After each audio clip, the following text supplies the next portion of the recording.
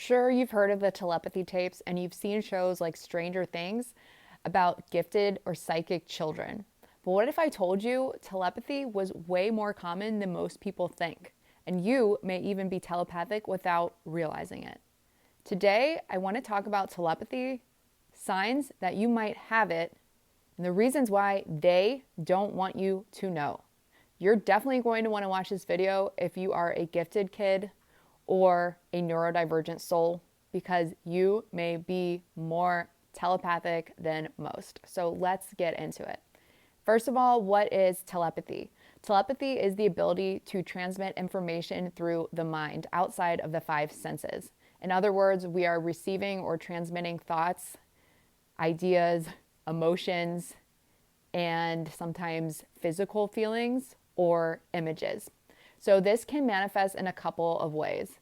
This can be in the form of shared dreams with somebody you're close with. This can be you having a tummy ache and then a couple minutes later they start complaining about their tummy ache. This can be you finishing someone's sentence before they spit it out, or you verbalizing something out loud and they say, "Oh my gosh, I was just thinking that."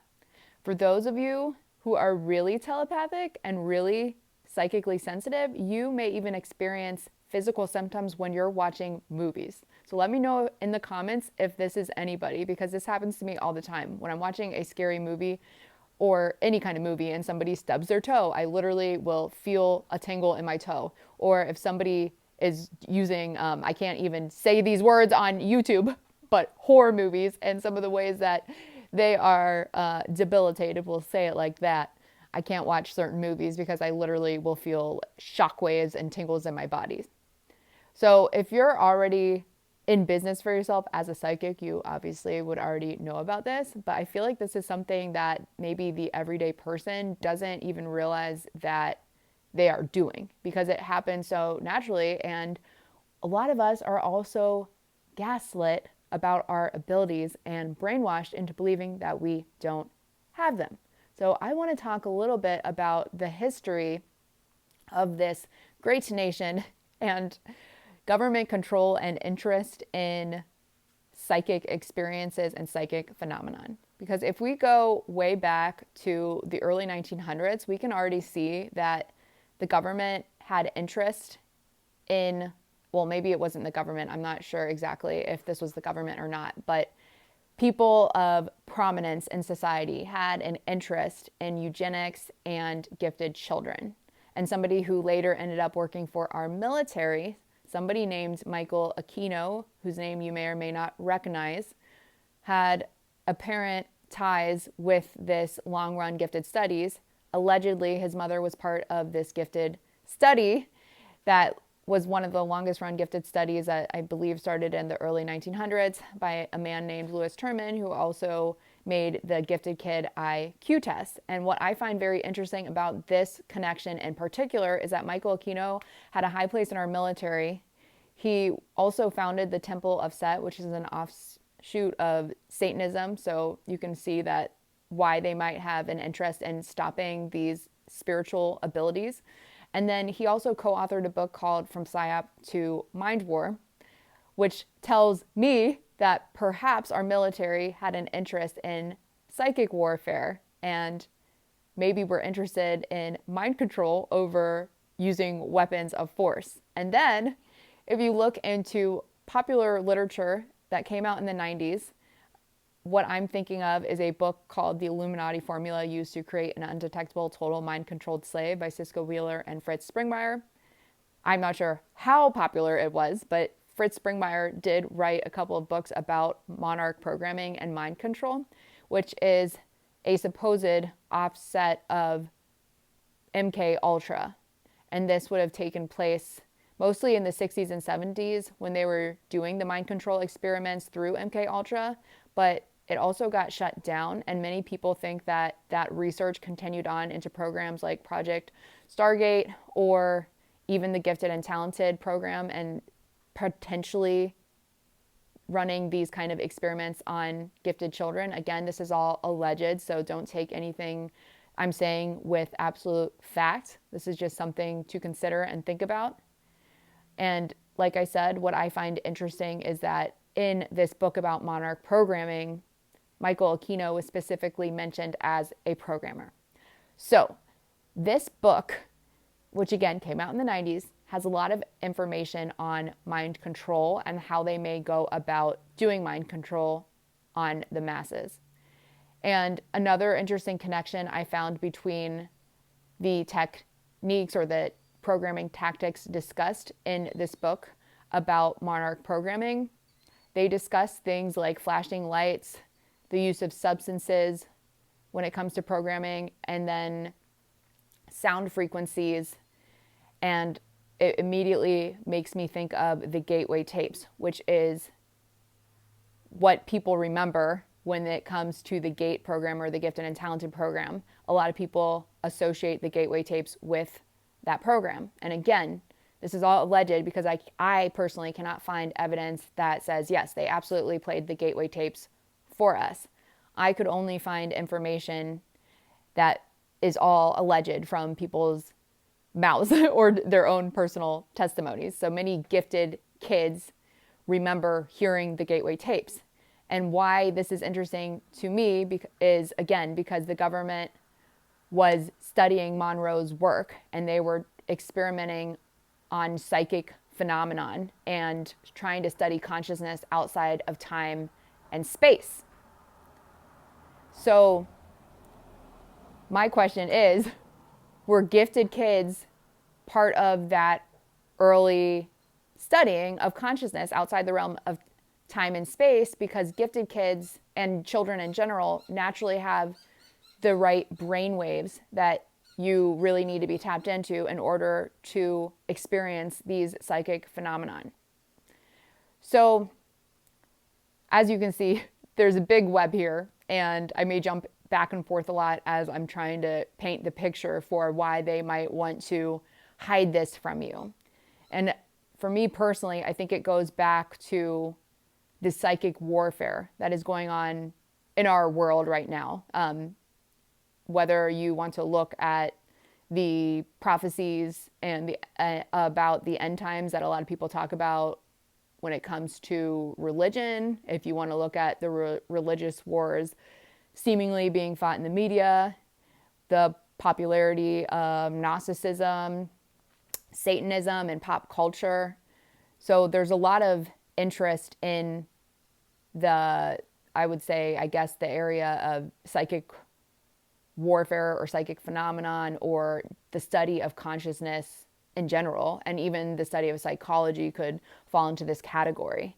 But it appears to me that there's a definite war on our consciousness right now. And when I look back at the cold hard facts by doing research, what was going on in our country then, what was going on in pop culture, it seems to be apparent that they've been trying to control this awakening for a long time now. And it seems to stem back to a lot of these gifted program studies. The study of eugenics, blood types, and Rh negative comes up a lot in these conversations. And then when you're tying it all together with the progression of the Roswell crash in the 1940s to the creation of the CIA, to secret projects like Project Bluebird and Artichoke, and then MK Ultra, which later allegedly turned into monarch programming. And then we also have Project Stargate, which many think that GATE, or the Gifted and Talented Education Program, was an offset of that. So it's all starting to tie together. And particularly in the 60s and 70s, when the New Age movement started, that's around the same time that Robert Monroe was doing his preliminary research for the gateway tapes. And then the government or the CIA would have contacted him. I think it was probably sometime in the 80s when they did their analysis and assessment of the gateway tapes, where they talked about the holographic universe and things like having an interest in using remote viewing in our own military. So they actually used remote viewing and trained psychic spies. So a lot of people question whether or not the Gifted and Talented program was early screening for people for children who later might be used or funneled into our own military. So the question seems to be, were they trying to train people young? So could that be one of the reasons why a lot of gifted and talented kids and people who have neurodivergent traits end up with these kind of psychic abilities? Is it because in part of the childhood hearing test or early exposure to the gateway tapes? And again, whether or not we specifically heard the gateway tapes, it is very clear that a lot of education programs were influenced by Monroe's work. So it's possible that even if you didn't hear his voice exactly or those tapes exactly, you could have been listening to similar brainwave entrainment type tones and frequencies during nap time, which I haven't heard a lot of people talk about. But nap time is something that was very common and normalized in elementary school, at least in the 90s when I attended. And it was popular in children before the age of 7 because they thought that if they used meditation and stress relieving techniques in the classroom, it would kind of manage the energy of the room, it would manage the energy in the classroom, especially when kids had things like ADHD or they may not have had those tools at home. So they were trying to teach stress management techniques. What is also really interesting about this, though, is that those hearing tests, which a lot of people think might have been brainwave entrainment or the gateway tapes, but again, take that with a grain of salt because I don't have conclusive evidence of that. But a lot of people think that it could have been the gateway tapes. So if it was the gateway tapes, I just made a video looking into the history of the gateway tapes and the effects that brainwave entrainment might have on young children whose brains aren't fully developed. And the effects are really staggering if this in theory, were to be used or studied on children. And some of those effects are not being able to regulate your emotions, a heightened sense of anxiety and hypervigilance, hyperactivity, ADHD, anyone. And the biggest thing, I think, though, is the emotional dysregulation, which so many people suffer with and struggle with now into their adulthood. Because if we're going back into the GATE and the conspiracies surrounding the GATE program or the gifted and talented program, a lot of people who grew up as gifted kids ended up on the neurodivergent spectrum too. So they ended up having autism, ADHD, Asperger's, depression, anxiety, generalized anxiety disorder, bipolar, borderline. So, and a big one is substance abuse. Now, like I said earlier, how everything is a web. When you look back at the earliest studies on gifted programming and how it's mentioned in Monarch literature, because the Monarch literature and the bloodlines, the secret societies that allegedly run the country, who allegedly had their hands in the creation of the CIA and allegedly continued this work even after MK Ultra was shut down. Again, I'm saying allegedly because this is for fun and entertainment purposes only, and I don't want anyone for a second to twist any of my words. I want you to think critically about all of this stuff and draw your own conclusions. So anyways, when I look back at the Monarch literature, it's just interesting to me that they had an interest in children who had an IQ of 130 or higher because those children could be programmed easier. And again, a lot of these children came from military families or intelligence families or families of prominence in society who also had high IQs. So this seems to be grooming that was done on certain children of higher intelligence because perhaps that grooming was done with intention to funnel these children into the other prominent places in society. And now if you think about keeping order in society and why these societies and, the shadow elite organizations, they that we are referring to, why might they want to control psychic abilities? Well, to maintain order in society, because we have to remember humans can be volatile creatures. And do I think it's right that they would do mind control over everybody? No, but I can see from a detached perspective why they might do it in order to keep people safe on some level, especially if you think of some people out there. Like I really want to believe that humans are mostly good, but we can't deny that there's also humans that don't have good intentions, that are power hungry. And I have done many videos about this too. Usually it's the hurt people that end up hurting people, and the people who were abused in early childhood that go on to be those handlers and those manipulators themselves. So really, at the end of the day, this is about cycles of pain throughout the family lineage. And what I think it all comes down to, again, is this war on consciousness. And my question is, a lot of these gifted souls, are we also, spiritually speaking, the new wave of souls that is here to break some of these generational curses? So my other question is our natural ESP something that was intentionally developed or controlled in our childhoods? And whether or not you were in the GATE program, I think this is relevant to a lot of people because we all remember those hearing tests and most people remember nap time. So again, not just the GATE kids. They may have been taken a step further in their conditioning, but I think that this applies to a larger range of people than we even realize. But I'm losing my train of thought here. Whoa, sorry, this is a mind blower. So back to this idea that they're trying to manage and control the psychic awakening on the planet. My question was, are, gifted kids and neurodivergent souls, and really even the 80s, 90s, and even new souls that were born in the 60s and 70s. Dolores Cannon discusses that there's a lot of indigo children or indigo souls being born at that time and coming onto the planet, and they were sent here as volunteer. Ooh, I have crazy chills. They were sent here as volunteers to assist in the awakening of consciousness into on the planet, right? So I think it's undeniable that we're experiencing a huge shift in consciousness. And I think that's why all this programming stuff is coming to light right now, and why a lot of people have interest in starseeds, in MK Ultra, in secret government experiments, because it all, in a weird way, is tied together. So, God, it can be hard to title my videos sometimes because I'm like, I know we're going to hit like 20 different topics in this because, again, it's like one big web, which, again, at the end of the day, seems to be trying to manage our consciousness.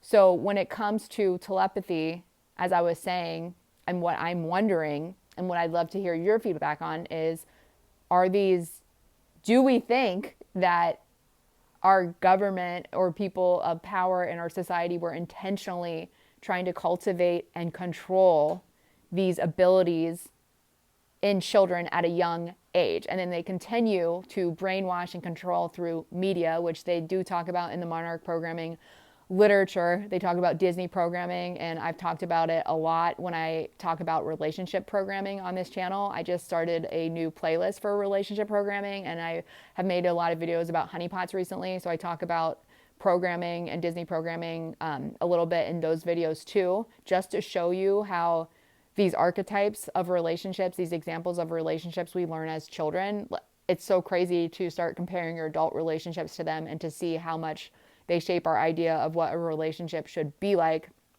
and how they turn into what we actually end up experimenting in adulthood. And then you just look at shows like Love is Blind and The Bachelor and all these popular reality TV shows, which are often focused on relationships, and you can start to see how it all kind of can trace back to a lot of this programming that was done on us innocently enough because it's through movies, right? But ideas from Beauty and the Beast, for example, where Belle, a beautiful, smart, intelligent woman, is captured by a beast who has a curse on him, and it's only her love that can save him and turn him into her handsome prince. So it's basically teaching you on some subconscious level to fall in love with your abuser. Another example of this might be, is it the Frog Princess or the Swan Princess? I forget the name of this movie, but it's about a princess who has to kiss a lot of frogs until she finds her prince. So that's another one. Like, you got to date a lot of losers so you can find the winner. But in reality, it just means you spend more time dating losers than finding the winner. And maybe you never find the winner because all you know how to do is date losers, and all your body knows is how to trauma bond and keep chasing the dangling carrot of finding the one. How many times do you hear from people around you when you get out of a crappy relationship? Well, they just weren't the one. How many people stay in crappy marriages? How many people teach that and those patterns to their children? So it's kind of like at a certain point, the powers that be, don't even need to do this programming on people anymore because we end up perpetuating the patterns and doing it on ourselves and the people that we love unconsciously. That's why I teach self-awareness on this channel. That's like the most important thing I hope people get out of these videos is self-awareness. So you can be the generational curse breaker, the cycle breaker, because once you start doing that, people in your life either have to shift to match you, or they will just leave out of your life, and then you'll raise your frequency and energy and you'll align with people who start to think the same. And I like to think that this channel is attracting a lot of those people, a lot of people of higher consciousness and people who are not afraid of shadow work. They're not afraid of digging deep into their own psyche and being the change that we need. Because if we don't individually step up and, focus on deconditioning ourselves and reprogramming ourselves into who we want to be and what we want the world to look like, nobody's going to do it for us. And I think that's a big reason why a lot of this stuff is coming to light in the media, because people are sick and tired of feeling like we've been controlled, feeling like we've been lied to about a lot of things, feeling like the government, for example, like isn't working in our best interest, like all the polarity that we have there. So I think the key to me seems to be self-awareness. And through self-awareness, that's when we can start to become aware of the ESP abilities a lot of us already have. So like I was saying, they may not want people to wake up to the fact that they have natural telepathy already. And they may tell you that it's something different. They may chalk it up to mirror neurons, or maybe it's spending a lot of time with somebody. It's just a coincidence. I don't really know how else other people justify it.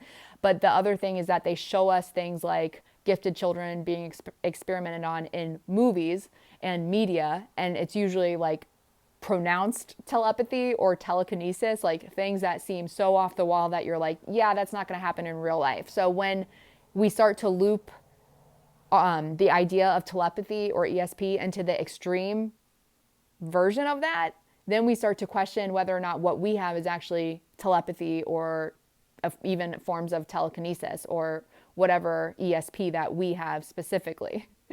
So, and I think that's another way that a lot of people in the conspiracy niches claim that they're able to continue on with these mind control type programs, because they tell you the truth, what they're doing to you. But for us, it seems so extreme that we're like, no way that's true. So all they need to do is like tell you what they're doing, but add something a little bit unbelievable in there for somebody to dismiss the entire idea.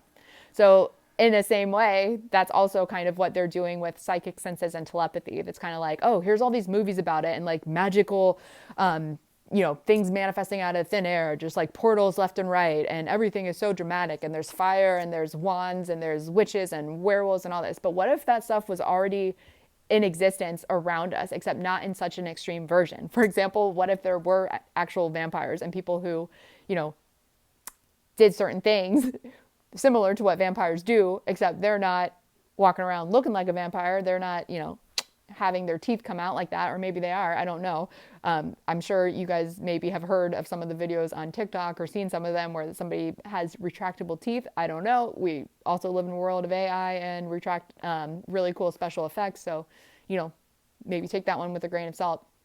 But I'm just saying, more and more people are also waking up to weird phenomenon like vampires maybe being real, fairies maybe even being real, ETs, UFOs. Like, people have been talking about that for decades. And I believe that as our shift in consciousness raises, that more and more people are consciously and collectively manifesting these types of experiences into our society. And a lot of it is actually coming from the media that we've been watching. So if they make movies over and over again about vampires, maybe they weren't around or on the conscious mind in the collective energy field often until 30 years later, where now we've got 30 years of people watching this stuff on TV. So now it's collapsed into a possibility.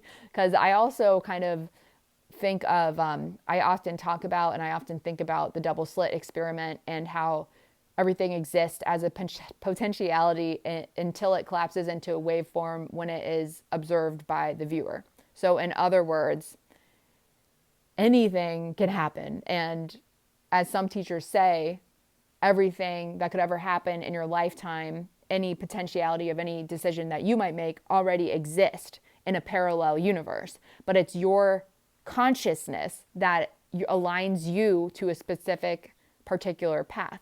So for example, if I'm unconsciously walking around in life, like I might switch multiple realities and universes all the time based on my emotions. But if I'm a conscious creator, I can start to consciously align myself with the timelines and the outcomes that I want to manifest. An great example of this happening all around you, whether or not you believe in conscious manifestation or not. Like, just join a manifestation community and go read the comments and go try some of those experiments yourself, because I understand why people are like, that's not real, you're not creating your own reality. I understand. But until you try it and you really give it a go, and you're not just judging something before you try it, I don't think anyone has any business saying that that's not true. Because if you're like me and you've actually experienced that stuff, you've written down something, magically it starts to come true. Like, I've manifested a job within an hour before. Like, I don't even know how that happens, especially a job as a tarot reader at a crystal shop, making a lot of money, which doesn't happen every day. So that means that either I was already connected in the quantum field to that being a potential reality, like maybe my higher self knew that that crystal shop in particular was looking for a reader, and maybe that was my intuition telling me, oh, maybe you should go work at this, but it was telling me before that job came into my physical reality. Because what happened was something happened, I forget, something financially probably happened, and I was like, I need a job. And I was like, well, what would I want to do? It'd be so cool to work at a crystal shop, because I'm already doing readings for people at home, but that's my true passion. I want to like go work with more people who want those services. So then I made a Facebook post, like literally within the same hour, and then like 45 minutes later, a woman commented on it and was like, hey, do you want to come down to the shop this week and do a reading for me, because we're looking for a reader? And that's basically, they test and see if you're a good reader or not, and then they decide if you'll be a reader in their shop. And they said yes to me, so then I started working there. So it happened really fast.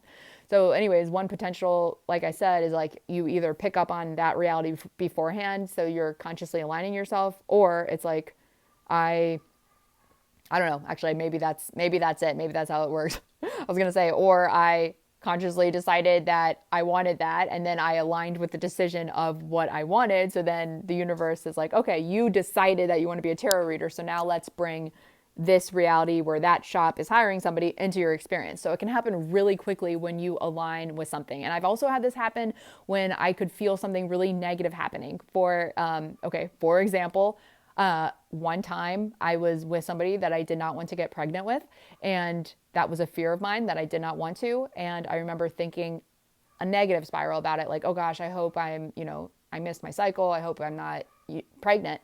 And then I got a call back from a doctor that said my test came back positive. So I was convinced for like a whole week that I was pregnant, and they had to do a second test just to confirm. So I was waiting for their call back. And I remember specifically laying in bed like, well, I don't want to, terminate it. I don't want to keep it. I don't know what to do. And my boyfriend at the time was pressuring me to terminate it. And that did not sit right with me. And it's not something that I wanted to do, but I finally had come to peace with it. Like, well, maybe this is happening for a reason. Maybe God wants me to have a kid, and I guess I'm just going to go through with it and, just assume that it's happening for a reason. And then right as I aligned with like acceptance of what was, and was like, okay, no matter what, I get a call back from the doctor. Like, I don't know how this happens, but that was a false negative or a false positive. Like, we are so sorry. I don't know. Like, they didn't even know how it happened. So my point is that I wish more people understood, because I think this could like help so many people if they were more open-minded about law of attraction and energy and vibration. Because even in the medical field, I think this is the one where we're like brainwashed the most. And this goes along with neurodivergence and mental illness too. And if you want to go deeper into this topic, I have a full video about doctors and why empaths struggle to heal in this society. But the point of that video is that doctors are part of kind of the pyramid system that runs the company. They are trained and conditioned and groomed by, the whole structure of the medicine and pharmacies, pharmakia. A lot of people, I think in Greek, pharmakia means magic potions or something like that. So a lot of people think that, pharmacy, big pharma is there to deceive and make a profit off of us. And doctors tend to treat symptoms and not look at causation, which a lot of people have a problem with, myself included. So all of that to say, when oftentimes in my life, anytime that I've been sick or anything, I always get a second opinion. And what has always happened for me is like, I usually would end up seeking a doctor because I was afraid, because I was Googling what could this be? And then Google would tell me the worst case scenario. So I amped myself up through negative fear and anxiety, would go to the doctor. They would affirm the reality that I was mentally creating by reading all this scary stuff. And then I would go to the doctor and then come back and be in my own energy field again and be like, oh my God, I think I have this thing. And like, well, what is it? Oh my gosh. Well, I mean, I'm powerless over it. Maybe it's meant to be. And that's always the state of being, the state of acceptance, which always shifts me into another reality where then I get the phone call from the doctor like, oh, it was a false positive, or like, oh, actually we were wrong, or actually the other doctor said this. So, you don't have to worry about what, or that was a mistake or whatever. So I'm so passionate about this because this has been so true in my life. And it seems to be that acceptance is that magical place that we need to be in order to shift the timeline that we're on. So how does all this tie back into telepathy and like why they might be hiding it from you? Because like I said earlier, if we had a bunch of people who were psychic walking around, they wouldn't be able to control us in the way that they want to. And a lot of people talk about the simulation theory or this idea of the matrix. And I truly believe that the matrix is a frequency grid and a technology grid. It might even be the cloud. It might even be the satellites up there watching us. It might even be our cell phones spying on us and the microphones spying on us and our TV and electronic devices spying on us. It might be a literal digital matrix. And now we have these algorithms that predict us. They decide what we see, who we learn from. And they even know how we spend our money and where we go. So it's when we know that this is actually going on, movies like the Westworld don't seem so far-fetched, even though those, are AI robots in the series that they're talking about in the show Westworld. This seems to also be happening to us humans as well, almost like we're being controlled by AI and the algorithm. And the show Westworld, I think season 3 or 4, I forget, has an example of this when they go to Singapore and they go to the main controller of all of the digital stuff, and then they find out like, oh my God, there's an algorithm for all of us. And the one that was most disturbing was the mental illness. The guy who got out of the army and he was like depressed because his friend died, and then his algorithm said that he was going to commit suicide before he was 40. And that was what the algorithm predicted for his life. And this is so creepy because when I did therapy almost a decade ago at this point, I was going because I had ADHD and relationship issues, and I was talking to my therapist about ADHD and telling him how I didn't want to be medicated because I felt like it made me a robot and numb, and I didn't like that. So he was talking about other options. But then he's like, well, the interesting thing about ADHD is that most of you guys, pass away by the time you're 40 in really interesting ways too, like maybe jumping in front of a car. And I'm like, why is my therapist telling me this? Like, that is so creepy. So was my therapist a handler? I don't know. But if you want to get really esoteric and conspiratorial, is that even a word? Really want to like lean in the conspiracy aspect. It's like, okay, you're in the gifted program. You've been tracked a lot of your life. Like, is it that so far-fetched when you're in a lower state of consciousness? Like, you don't know how to control your own ESP because you've been brainwashed by doctors your whole life to think that something's wrong with you. You're neurodivergent, like it's a problem. Not like it's like you really have these secret psychic abilities that you just don't know how to use, but instead you're the problem and you have to be on medication for the rest of your life and talk therapy. Is it that far-fetched to think that therapists could be acting as a handler to control our consciousness and keep it at a lower state of consciousness? Because I will tell you, back then, when I was seeing all these doctors and relying on them for the answers, and I didn't know that I had the answers within, I didn't know that I was telepathic, but a lot of my telepathic and ESP abilities had been guiding me this whole time. They guided me out of safety. They changed the timeline I was on when I, the false positive pregnancy scare or other health scares or whatever I've been through at the doctors. But what really changed it for me is when I started to really understand our potential as a human being. And the only reason that I got on that path is because I started meditating. And meditating is like the biggest thing that people seem to overlook. But if you really look at the most powerful people, and I'm talking about like the game changers, those who are really changing the game of life and like inspiring you to be a better human, they all meditate. Conscious thought leaders all meditate. And they're probably not doing guided meditations. Maybe they are. I don't know. Maybe they started with that. But Most of them can sit still like for hours if they had to by themselves. So it's a really good way to like train your own brain into those higher states of consciousness where you can have more, where you can be more in touch with your intuition. And if we're thinking of, you know, the multi-universe theory, or like how all potentialities exist in the quantum field all around us. So basically we just have to align to the one we want to manifest or create.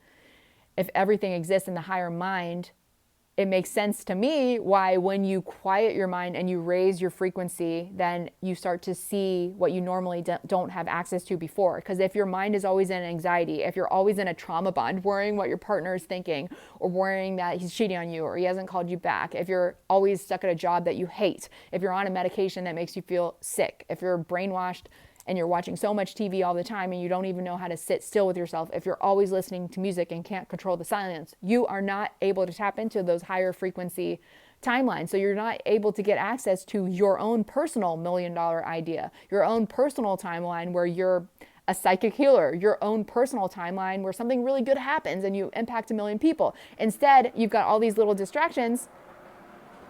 You've got all these little distractions at the bottom, like TV and, like I said, pain, emotional pain, trauma that stays active in your mind. And when that trauma is activating those feelings of anxiety, you're in a different brainwave state altogether. And you're not, like I said, you're not able to tap into those higher timelines. So why would the elite have an interest in that? Well, because if you knew how powerful you were and that if enough people came together, we could literally manifest world peace and get these people out, that would be bad for them, because then they don't have control and power over you and they can't feed on our negative Loosh energy anymore. But yeah, so it all seems to come down to that, the Loosh war. Right? Which is ironically something Robert Monroe talks about in his books, and the thing that most people miss, thanks to a creator named Jordan Crowder. I did not know this. He read some excerpts from Robert Monroe's book about Loosh, and he said the thing that most people miss is they forget, or is that Robert Monroe says later on in the book that Loosh, or that love, is the highest form of Loosh, and that consciousness on the planet is shifting to have more love Loosh. And also the way that the inspects or the aliens or whatever entities he was seeing in the astral realm, the way that they described Loosh was like a farm for humans, because they didn't have the right language to tell us. So if you are an extremely intelligent species and your vocabulary, let's just say it's like 10,000 times bigger than our little measly vocabulary as humans, how do you take something infinite and beautiful and just like mind-boggling and then fit it into something that an ant could understand? I mean, even as adults, we struggle with explaining things to children a lot of the time. Like, how do you explain 30 years of knowledge to like a 3-year-old? You have to break it down into really simple terms. So even in the case of Robert Monroe talking to an entity about Loosh, it's like, oh, I am the alien, the all entity, like all-knowing being who's of higher consciousness.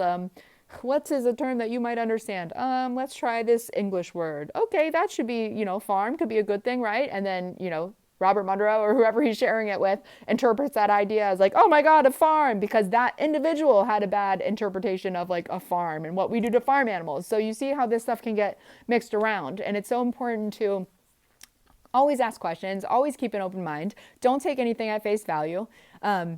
Become so self-aware and good at knowing yourself that you realize that you're all powerful, not in a narcissistic way, but in a way that you can start to rely on that intuition that's inside of you. And I'm very passionate about helping people find this. That's why I created my ESP development and remote viewing mastery course, because I didn't know this stuff until I accidentally stumbled upon it. So that course is my personal journey packaged for you, so you can learn about Kundalini rising, you can learn about good and bad habits that may be blocking your intuition, you can learn about human design, which is a huge thing I forgot to really cover in this video, but human design is another one of those things that shows us where we have open and closed centers. So if you have an open head center, for example, you are naturally telepathic. So that's why I provide even free tools for looking up your own human design chart, so you can figure out, like, do I have the open center? Do I have the open feeling center? So can I feel information energetically, telepathically, because you can be a feeler. So human design can help you figure out that.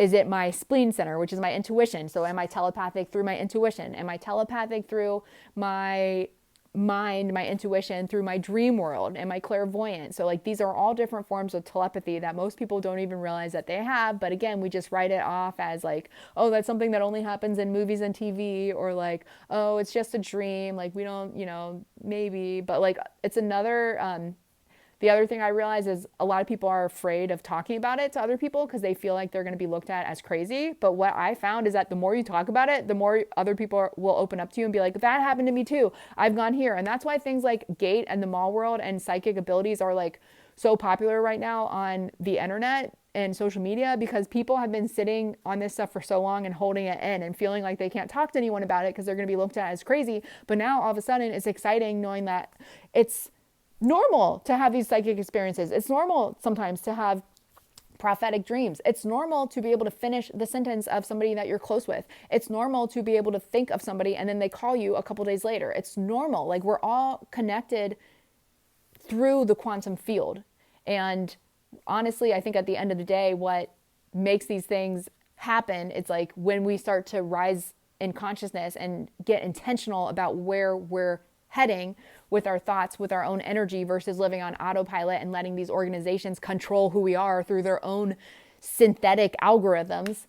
That's when we become really powerful. And that's when we can really actually utilize those abilities and not be afraid of them. Telepathy isn't something to be afraid of. It's something that can help us navigate life and just be like, okay, so those gut feelings I'm having, like when I'm around somebody and I feel like I'm walking on eggshells, clearly they're thinking that, or there's some kind of, negative energy in what they're saying, and they may not be comfortable talking about it, but at least I can trust my intuition and know that I feel something and know that's true. I can't force somebody to talk about it. I can't force somebody to change, but what I can do is block myself and remove myself from the situation so I don't have to deal with their constant negativity all the time.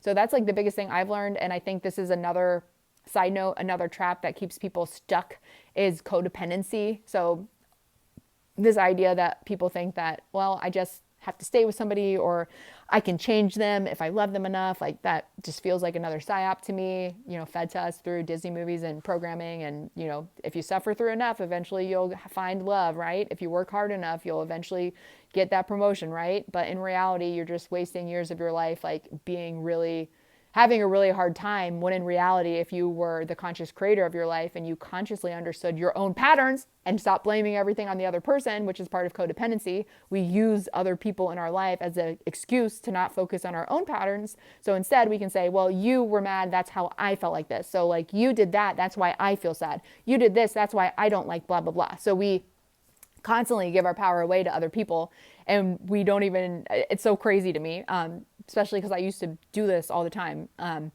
always blame other people for how I felt, and I let them have that power over me. I let the media and music have control over my emotions.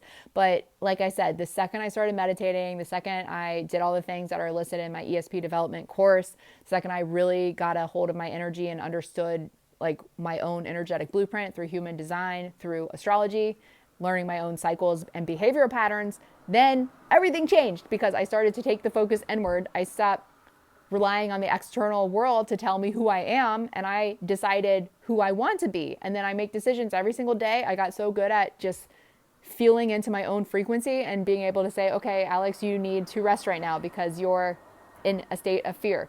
Okay, Alex, now is not the time to reach out to this person because you're feeling a little anxious or you're feeling a little angry. So not the best time. So you go back to center, you meditate until my consciousness raises, and then I'm able to make a better decision or align with a timeline that actually is where I want to go versus where my emotions are by default carrying me. So I also do personal one-on-one readings for astrology and human design. I know human design can be overwhelming when you go to those free sites, and I specifically work with people who are feeling overwhelmed by it, because I know sometimes you get your report back and it's like, well, what is this? What is this? I don't understand. So that's what I work with people to uncover and make sense of your human design chart if you want to go a step further and deeper. And same with astrology. It goes way beyond your natal chart. I look at progressed charts. I look at transiting planets, and I look at numerology. And that can help us kind of predict some of the cycles in our life, but also understand the energy that we're in and why certain patterns and themes are playing out. So if you're interested in working with me one-on-one or purchasing my ESP course, you can find everything in the description. I also have free tools for you for helping you understand your own patterns and behavioral cycles. So the 21-day habits tracker and the fear inventory worksheets are also in there at a pay what you can price. So I love when you pay me for my work, but also they're free if you need it. So take advantage of that too. And thanks for watching this video.